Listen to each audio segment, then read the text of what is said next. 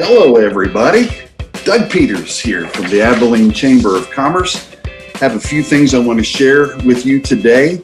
I want to welcome you to GBN, Good Business News from Abilene, Texas. We've been floored by the amount of good stories that we're hearing.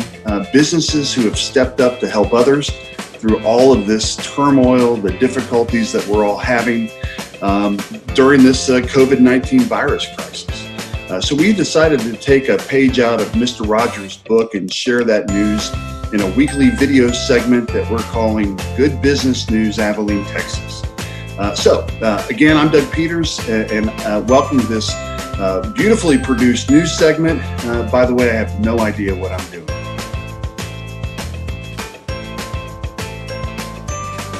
So I want to just mention to you that without question, we all know this, but we are all going through an incredibly difficult time right now. Tons of anxiety, confusion, self-isolation, a million memes, some good, some really bad. Sorry about the bad ones that I've shared.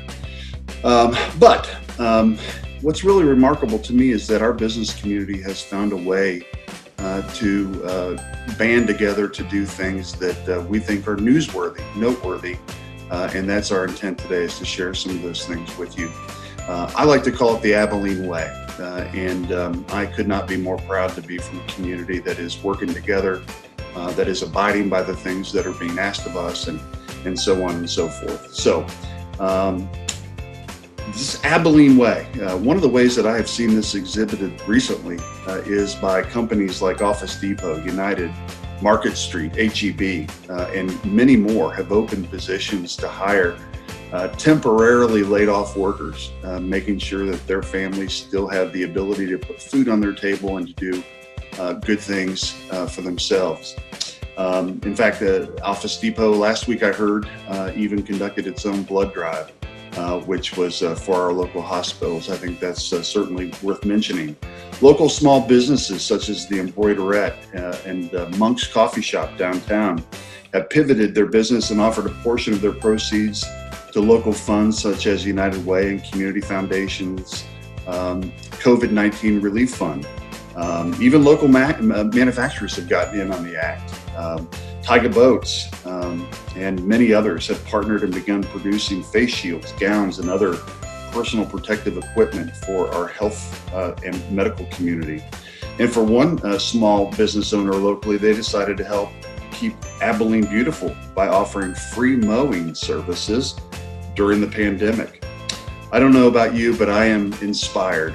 There's a story about Tom's Tire Center being called by someone at 9 o'clock at night, a young lieutenant in the Air Force who was traveling through the community, had a flat tire, and Tom's jumped into action to assist them. Those are the kinds of things that I think really only happen in Abilene, Texas, and it's something that we really, as an organization, as a chamber, need to pay attention to, because those are the kinds of stories that will keep us going. So I hope all of you are doing well.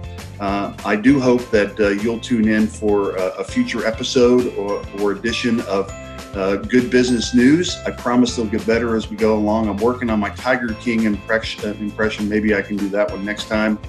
No, I don't think I will. Anyway, but I'm inspired. I hope you're inspired. I hope you're healthy.